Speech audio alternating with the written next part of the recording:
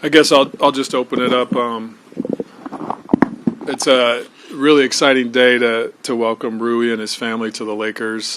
His agent Darren Matsubara. I can remember, scouting Rui when he was at Gonzaga, and he's a player we followed through his entire NBA career. In fact, I was telling Mats, his agent, the other day. I remember talking to him when they played Loyola Marymount when our entire scout staff was there too, and just proud to be able to add a player like this who's 24 years old, adds incredible depth for us on the wing, has really unique 3-and-D talents, and most importantly is just a high character individual that cares about playing basketball the right way, and those guys really thrive in our system. So Rui, welcome. We couldn't be more honored to have you. Thank you. Hey, Rui, you mentioned a moment ago that part of number 8 was you being a big fan of Kobe growing up and thinking about that, and just wondered what you thought of that particular franchise in Japan, and then as you came here and then entered the league, like how that's entered your mind, if at all, as you come here now. Yeah, I would say the Lakers is one of the most famous teams in Japan. The NBA is getting bigger right now in Japan, but yeah, I think the Lakers, everybody knows about Lakers, and I think we have a lot of history and stuff. So yeah, I think it's one of the biggest ones.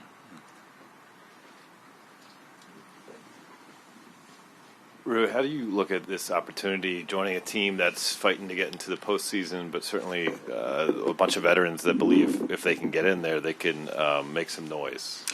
I'm excited. I'm so excited for this opportunity. Of course, the Lakers is one of the greatest, the organization, and I'm so happy to be part of this family, and I'm so happy to be back in LA.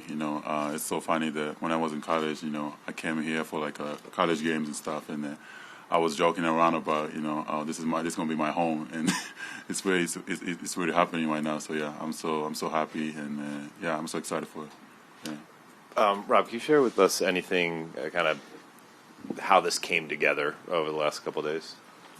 Yeah, I think one of the needs we wanted to address with the roster was just adding, size and depth to the wing position.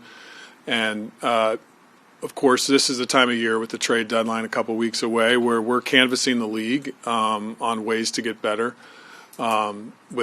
With me, that's talking to all 29 other teams and their GMs and just keeping a cadence, checking in every few days. That's just something that all the teams are doing this time of year. And we've had a great working relationship with the Wizards, and Tommy Shepard obviously have done a couple trades for them with them recently, and began conversations about a week ago when Rui became available, what they were trying to accomplish, and felt like it was an opportunity for us to strike early and address a need in a market that has proven to be a little bit slow. And it doesn't mean our work's finished. We're going to continue to monitor the situations with the 29 other teams, and our job as a front office is to always look for ways to improve our team both now and in the future, and we felt like Rui was the perfect way to do that, and that's why we struck early.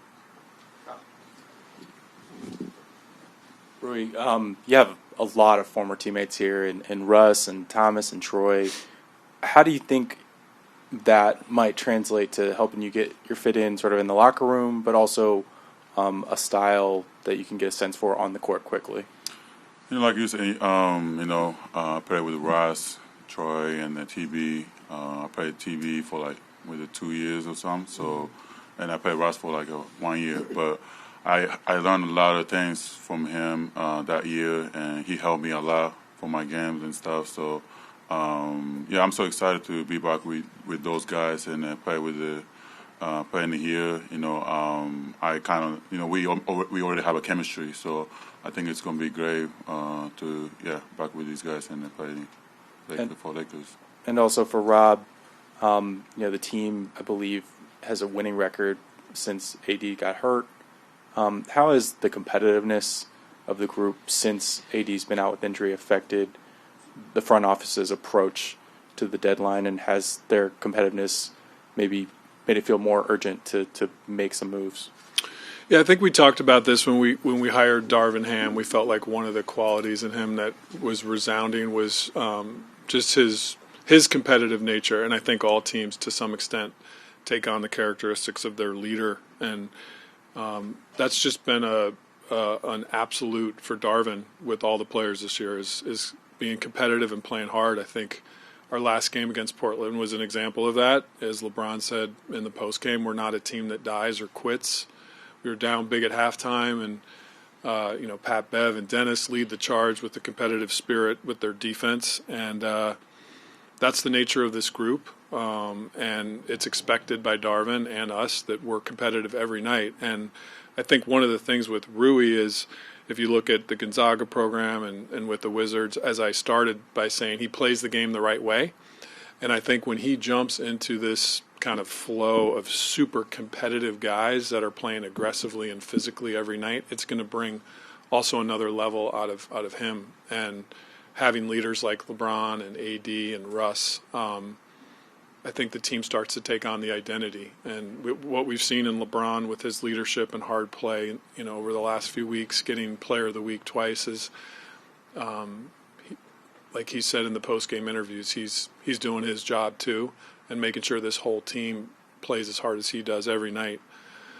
We have now a stretch of hopefully a couple weeks before the trade deadline where we'll get a chance to hopefully get healthy with guys like Austin Reeves and Lonnie Walker and Anthony Davis coming back into the mix for us. And we expect to play very, very hard in those games and hopefully continue to win at a high clip.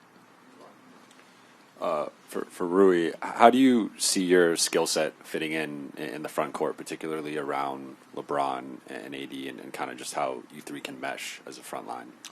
I think for me, I can shoot the ball, threes, and I can shoot mid-range. I can attack the rim, and even off the ball, I can cut in the stuff is good for me, and I can get a rebound and pushing the ball and stuff. So I can do a lot of stuff, and I think it's gonna be great. Yeah. One more for Rob. One of the nice things for you guys from this deal was you were able to keep your 2 first-round picks, and you talked about on media day how you only get one shot at that, and how it's really important to make the right deal. While you're evaluating the roster and in the next couple of weeks, aggressive do you feel like you guys have to be with using those picks, or not, saving them, or kind of viewing the future with this upcoming offseason? Yeah, I think the calculus for the Lakers is to win a championship or not. There's no in between or incremental growth. So as we analyze opportunities, we have to do it through that lens. And I said this at the beginning of the season, if there's an opportunity to get all the way to the end and win a championship, there's no resource we'll hold on to if we feel like that's there. But at the same time, the completely unwise thing to do would be to shoot a bullet early and then not have it later when you have a better championship move you could make. So that's a really delicate calculus, and it's something that the entire front office, we evaluate with all the moves. And if we see a move that puts us as the front runner to get another championship, the 18th one here, we'll make it. And if that move doesn't present itself, we'll be smart and make it at a later time. Hey, Rui, Dan Wakey with the LA Times. Welcome, first of all. What was it about LA that made it feel like a place you wanted to call home? I don't know. It was first I like the weather for sure, and I have I have a family, friends in here, a lot of friends in here, and there's a lot of Japanese people in here too. So I think that made me feel like this is my home, close to Japan. It's only 9 hours from here, so I think that's the reason. Rob, Rui's a free agent at the end of the season. How important was making this a long-term relationship part of the calculus? And then I guess, in addition to the picks, we've talked a lot about cap space and stuff like that too. How have you kind of tried to balance keeping cap space going into the summer versus potentially operating like a team that's over the cap and trade season? Yeah, I think, if you look at our cap, one of the things that we have is we have tremendous flexibility to pivot multiple different ways. I think teams get in trouble if you get super bogged down for 3 or 4 years and you can't make moves. If you really study our cap, I think we have a very flexible cap. And at the same time, we really are excited with some of the young guys that we've added, like Austin Reeves and Thomas Bryant, and Lonnie Walker had a great start to the season. Now bringing in another young player in Rui, being able to retain young players and grow them and develop them and continue to be competitive now, I think is a big advantage. It's easy to get a veteran at the end of their career with a pick, but when you can get a player that hopefully has a 10-plus year runway of great basketball in front of him, like Rui does, that's a really unique opportunity at the trade deadline to get. And we wouldn't trade for a young player without doing a deep dive and study and, having plans to hopefully keep him here for the long term. Hey, Rob, good to see you. Hey, Mark. Philosophically leading into the trade deadline, to what extent will input from LeBron and AD influence any roster decisions? I think we've said before, our captains, LeBron and Anthony Davis, are always involved in what Coach Ham is doing, what the front office is doing. And at the same time, I think LeBron said it really well at the press conference the other night when he said, my job is to play basketball. The front office's job is to do their job and to build a roster. And Coach Ham's job is to coach. And I agree with that. We all have to do our jobs and do them with excellence and all be together. And that's how we operate and we'll continue to operate.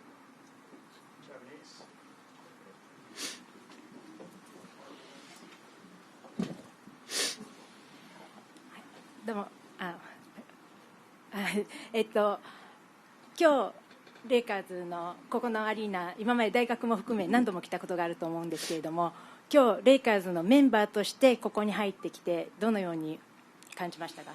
そうですね、最初から昨日から来た時からなんですけど、すごい自分では変な感じというか夢にいるような感じで、こうやって本当昨日全部動いてすぐこっちに来て、今全部メディカルのチェックもしたりしてコーチに会ったりスタッフ陣に会ったりしたので、そのトランジションがすごい早かったなっていう感じなんですけど、今もチームメートにもみんなにも会ってコーチにも会ったりして、もうみんなと会った感じがして、やっと僕もレイカーズの一員なんだなって思ってきました。このチームでレブロン・ジェームスだとか、ウエストブルックはもう一緒にプレーしてますけれども、どんなことを学んでいきたいと思いますか？